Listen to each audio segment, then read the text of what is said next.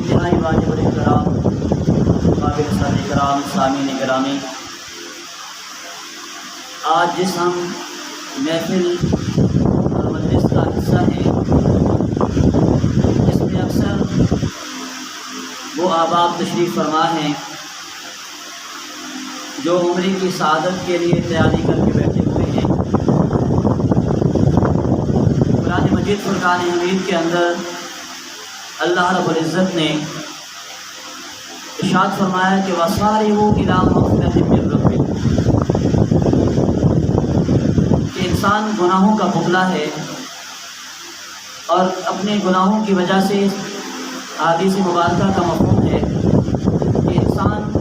بعض مرتبہ ایسا ہوتا ہے کہ صبح سے لے کر شام تک اتنے گناہ کرتا ہے کہ شام کے وقت وہ بالکل جہنم کے کنارے پہ پہنچ چکا ہوتا ہے، قریب ہے کہ وہ جہنم میں چلا جائے، لیکن وہ معافی مانگتا ہے اللہ سے تو اللہ اس کو معاف کر دیتی ہے۔ لیکن مغفرت کا سب سے اعلیٰ ترین اور سب سے جسے کہتے ہیں کہ یقینی مغفرت جو حدیث کی روشنی میں، قرآن کی روشنی میں ہے، وہ ہے کہ جس وقت انسان بیت اللہ کا حج کرتا ہے، عمرہ کرتا ہے، تو حج اور عمرہ کرنے والا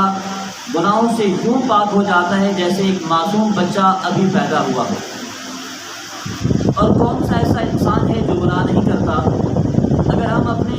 نامہ اعمال کو دیکھیں تو نامہ اعمال ہماری سیاہکاریوں کی وجہ سے سیاہ ہیں، گناہوں کی وجہ سے مکمل طور پہ ہم نے ایک جسے کہتے ہیں کہ مکمل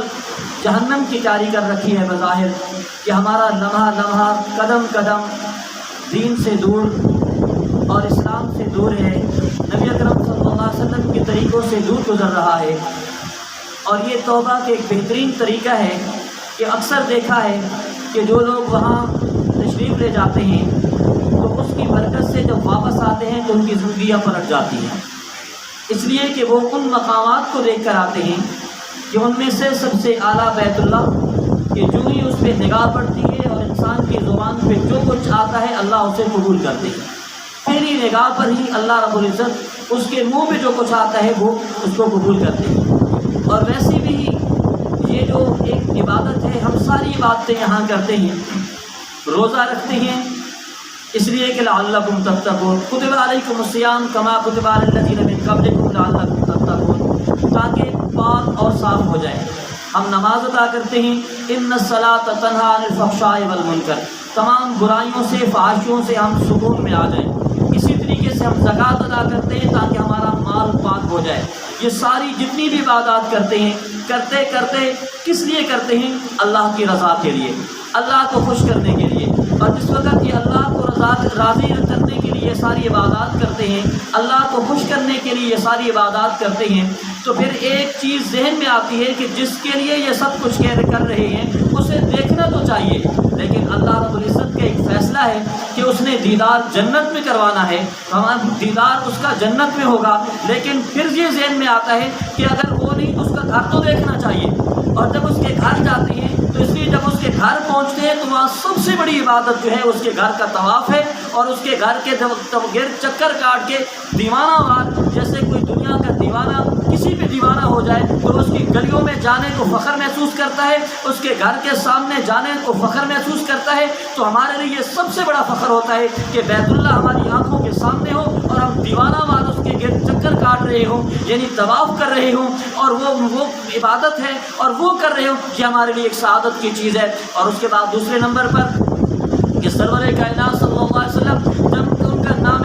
گرامی آتا ہے تو ایک محبت جو ہے وہ دل کے اندر اٹھتی ہے، اور ایک دل کے اندر نور پیدا ہوتا ہے ان کے نام سن کر۔ اور جب زبان پہ آتے ہیں تو جب محمد کہتے ہیں تو یہ نام ہی ایسا ہے کہ اس کو ہماری زبان اور ہمارے ہونٹ اس کو چوم لیتے ہیں۔ ایسا محبت والا نام جو ہے ایز اللہ رب العزت نے حبیب صلی اللہ علیہ وسلم کو عطا کیا تھا، تو ان کی محبت تو ہمارے دلوں کے اندر ہے گی، اور جس اس محبت کی وجہ سے ہماری خواہش ہوتی ہے کہ جس طرح ہمارے دل کے اندر محبت ہے، ہمارا پورا کا پورا جسم ان کی محبت پہ فدا ہے، اور یہاں ہم دعویٰ کرتے ہیں کہ ہم ختم نبوت کی یہ سب کچھ قربان کر دیں گے۔ تو اسی طریقے سے جس وقت ان کے ساتھ اتنی محبت ہوتی ہے تو پھر اس روزہ انور کو، اس سبز روزہ انور کو، اس گنبد خضرا کو دیکھ دیکھنے کو بھی یہ چاہتا ہے کہ وہ کون سا لمحہ ہوگا، وہ کون سا لحظہ ہوگا، وہ کون سا دن ہوگا کہ جس دن میں اور آپ اس کے سامنے کھڑے ہوں گے، ہماری آنکھوں کے سامنے وہ گنبد خضرا ہوگی اور ہم اپنی زبان پہ کہہ رہے ہوں گے یا اللہ تو نے اتنی بڑی نعمت سے نوازا ہے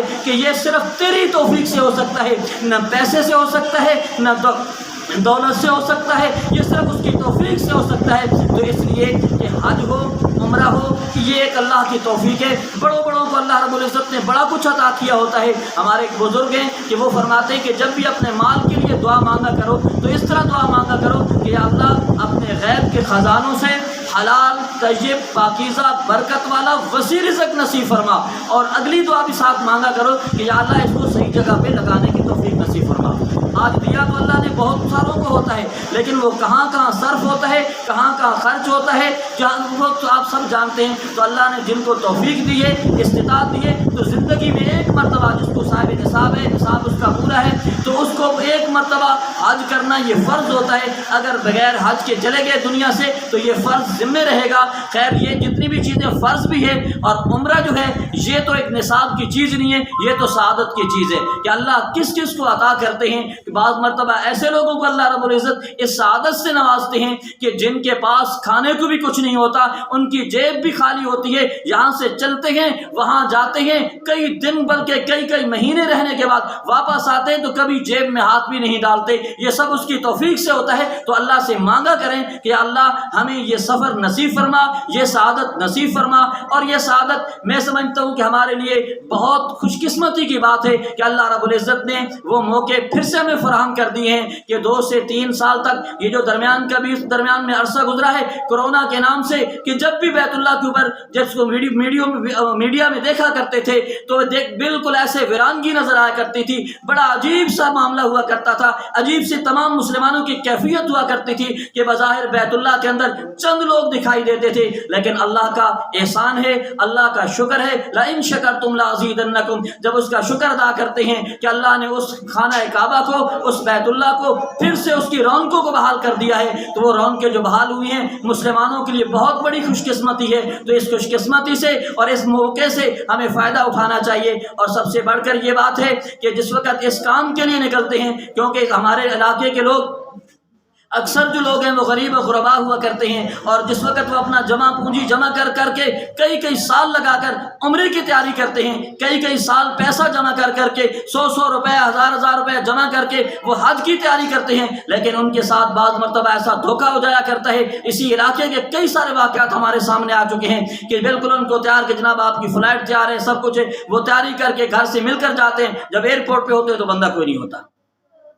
تو اس لیے کہ جو اپنے علاقے کے لوگ قابل اعتماد لوگ ہیں، دین اور مذہب سے تعلق رکھنے والے لوگ ہیں، تو یہ اسی علاقے سے آپ ان کو سب کو جانتے ہیں، ان کا بیک گراؤنڈ بھی جانتے ہیں، سارے معاملات کو آپ ان کو جانتے ہیں، تو ان لوگوں کے ساتھ اگر آپ جائیں گے تو کم از کم خدا نخواستہ کوئی معاملہ ہوگا بھی صحیح تو یہ کم از کم سنبھالنے والے تو موجود ہیں، علاقے میں تو موجود ہیں، اور ویسے بھی الحمدللہ دین کی نسبت سے یہ دوسرے لوگوں سے مختلف ہیں۔ تو اللہ رب العزت سے التجا ہے کہ اللہ رب العزت یہ سعادت ہم سب کو نصیب فرمائے، اور ہماری خواہش ہے کہ ہمیں بیت اللہ کا حج اور بیت اللہ کا عمرہ نصیب فرمائے۔ ہم سب کو جتنی بھی حاضرین موجود ہیں جو کر چکے ہیں اس پہ اللہ کا شکر ادا کریں، جنہوں نے نہیں کیا اللہ سے مانگیں، اور اللہ ہم سب کو یہ سعادت نصیب فرمائے۔ وما علینا الا البلاغ۔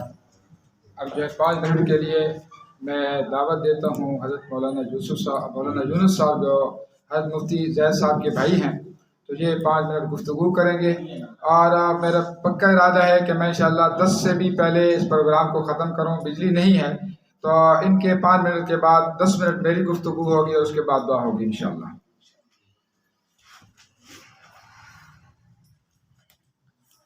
نحمدہ و نصلی علی رسول الکریم، اما بعد فاعوذ باللہ من الشیطان الرجیم، بسم اللہ الرحمن الرحیم۔ قال اللہ تعالی وَأَذِّن فِي النَّاسِ بِالْحَجِّ یَأْتُوکَ رِجَالًا وَعَلَىٰ كُلِّ ضَامِرٍ۔ صدق اللہ العظیم۔ محترم سامعین کرام، آج مجھے بڑی خوشی ہو رہی ہے کہ ہمارے اس علاقے کے اندر حضرت مفتی صاحب اور ہمارے محترم عزیز عمران صاحب نے ایک انتہائی اہم ذمہ داری کو اپنے کندھوں پہ اٹھایا ہے۔ اللہ تبارک و تعالیٰ کی ذات کا اس بات پہ لاکھ لاکھ شکر اور احسان ہے کہ جب اللہ تبارک و تعالیٰ نے ابراہیم علیہ السلام کو بیت اللہ کی تعمیر کے بعد یہ حکم دیا تھا کہ اب تم وہیں پہ کھڑے ہو کے اعلان کرو اذن فی الناس بالحج، کہ حج کا اعلان کر دو لوگوں کے درمیان، تاکہ وہ ہر طرف سے پیدل سواریوں پہ کمزور جس طریقے سے بھی ہو بیت اللہ کا حج کرنے کے لیے تشریف لائیں۔ اور وہی اعلان آج ہمارا یہ علاقہ جو اس حساب سے میں اس لیے کہہ رہا ہوں کہ ہمارے سامنے ہے سارے علاقے کی کیفیت، بالکل اس حساب سے بے آب و گیا تھا۔ ہمارے لوگ جاتے تھے باہر، کبھی کسی کے پاس کبھی کسی کے پاس، اور پھر دنیا دار لوگوں کے ساتھ جن کا مقصد دنیا کمانا ہوتا تھا اپنے کاروبار کے لیے کرتے تھے۔ لیکن جب علماء کرام نے، حضرت مفتی صاحب نے، انہوں نے اس چیز کو دیکھا ہے تو انتہائی خوشی کی بات ہے ہمارے لیے کہ انہوں نے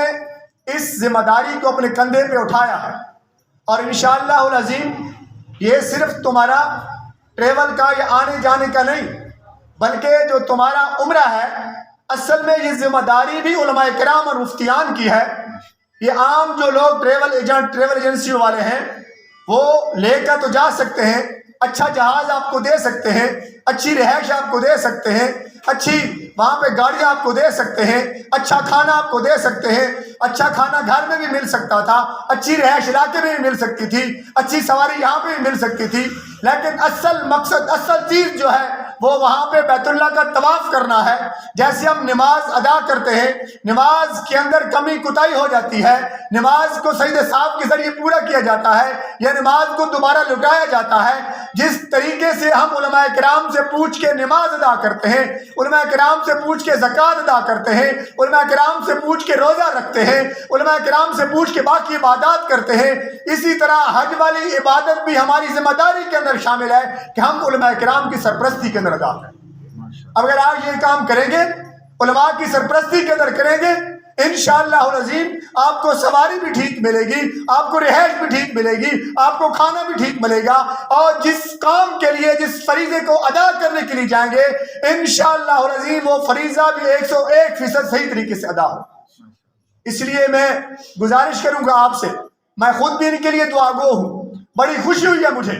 پہلے لوگ کہتے تھے کہ مولوی مسجدوں میں بیٹھ جاتے ہیں، مولوی یہ کام نہیں کرتے۔ اب الحمدللہ ثم الحمدللہ علماء کرام اب تمام ذمہ داریوں کو سمجھ چکے ہیں۔ کوئی بھی میدان ہے، آپ معیشت کے میدان میں چلے جائیں، تجارت کے میدان میں چلے جائیں، سیاست کے میدان میں چلے جائیں، اور اب اس میدان کے اندر آپ دیکھ لیں، آپ کو ہر جگہ پہ علماء کرام نمایاں نظر آئیں گے۔ لیکن اب بھی ہماری بدبختی ہوگی کہ ہم علماء کو چھوڑ کے دوسرے لوگوں کے پاس جائیں، جو لوٹ مار کرنے والے ہیں، ان لوگوں کے پاس جائیں جو صرف دنیا کمانے والے ہیں۔ اس لیے میرے دوستو، علماء نے اپنی ذمہ داری نبھا دی ہے۔ آپ تک اذن فی الناس بالحج ابراہیم علیہ السلام والا وہ اعلان کر دیا ہے۔ اب میری اور آپ کی ذمہ داری ہے کہ ہم علماء کرام کی اتباع کریں، علماء کرام کی بات مانیں، علماء کرام کے ساتھ تعاون کریں، علماء کرام کے پیچھے چلیں، علماء کرام کی فرما برداری اور علماء کرام کی سرپرستی کے اندر جا کے اپنے فرائض کو ادا کریں۔ جب یہ کام ہوگا انشاءاللہ العظیم اللہ تبارک و تعالی ہمیں دنیا میں بھی سرخرو اور کامیاب فرمائیں گے، اور آخرت میں بھی انشاءاللہ اللہ تبارک و تعالی کامیابی ہمارے قدموں کو چومے۔ میری دعا ہے اللہ تعالیٰ حضرت مفتی صاحب کو اور ہمارے عزیز محترم بھائی عمران صاحب کو اس ذمہ داری کو مکمل صحیح طریقے سے نبھانے کی توفیق عطا فرمائے، اور جو لوگ ان کے ساتھ جا رہے ہیں، جس حسن ظن سے جا رہے ہیں، اللہ تبارک و تعالیٰ ان کے حسن ظن کو ہزاروں نہیں لاکھوں کروڑوں درجے اور بڑھا دے، اور اللہ تبارک و تعالیٰ آپ کو یہ ذمہ داری صحیح طریقے سے نبھانے کی توفیق عطا فرمائے، اور جو حضرات عمرے پہ جا رہے ہیں ان کو یہ فریضہ صحیح طریقے سے ادا کرنے کی توفیق عطا فرمائے۔ میری دعا ہے اللہ تعالیٰ مفتی صاحب کی اس کام کو، اس محنت کو، اس کاوش کو دن دگنی اور رات چگنی ترقیوں سے نوازے۔ وآخر دعوانا الحمدللہ رب العالمین۔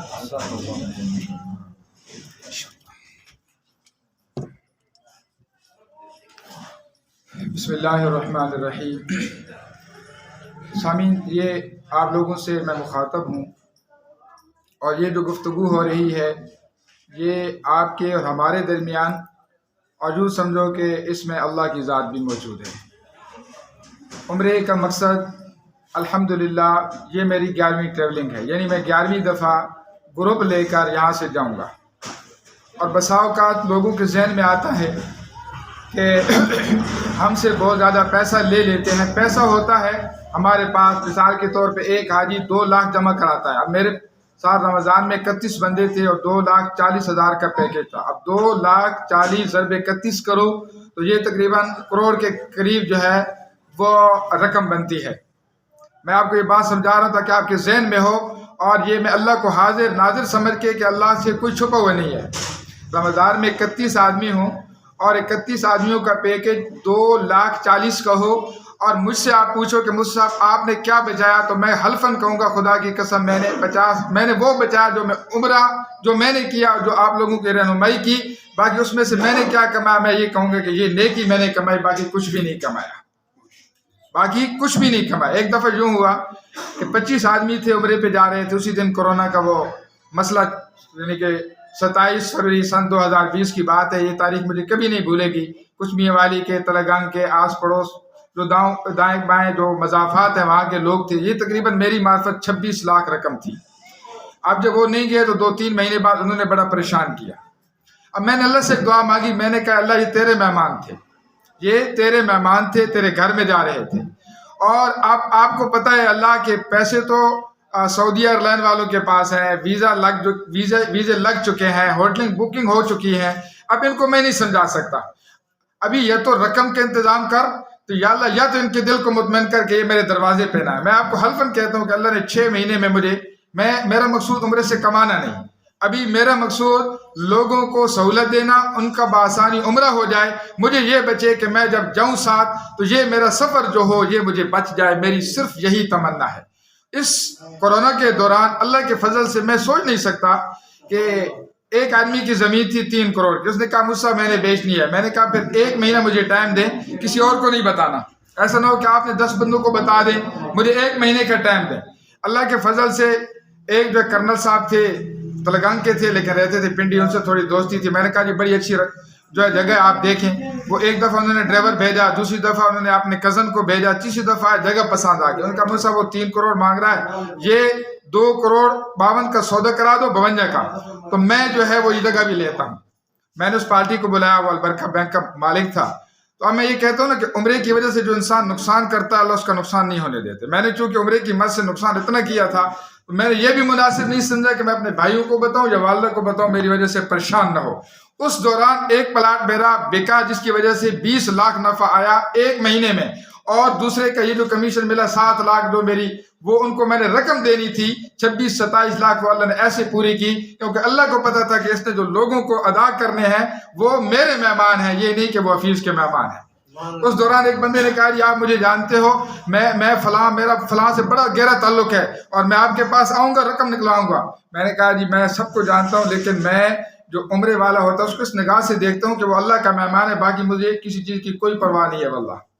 جو بھی عمرے پہ جا رہا ہے، چاہے وہ بھیڑ بکریاں چراتا ہے، چاہے وہ ایک جو ہے وہ علاقے کا مالک ہے، وہ احرام باندھ کر اللہ کے گھر میں جا رہے سے بڑی کوئی نسبت نہیں ہے۔ اور اس بندے کو جو دھوکہ دے گا پھر اللہ اس کو ایسے نہیں جو ہے چھوڑیں گے اللہ تعالیٰ۔ تو اب الحمدللہ میں نے یہ سوچا کہ یہ میری جو 10ویں ٹریولنگ رمضان میں تھی، یہ 11ویں ٹریولنگ ہے، تاکہ علاقے کے بندے تو ہوتے ہیں باضابطہ یہ رقمیں دینے کے لیے یہاں پہ بیٹھے ہوں گے۔ چکڑالہ کے 5-7 دفعہ گئے، گاڑی لے کے جاتے تھے، 3-4 ہزار کرایہ، وہاں رقم دی، وہاں سے پاسپورٹ جمع کرائے۔ تو میں نے کہا چکڑالے کے لوگ چکڑالے میں بیٹھے رہیں، وہیں پہ رقمیں دیں تاکہ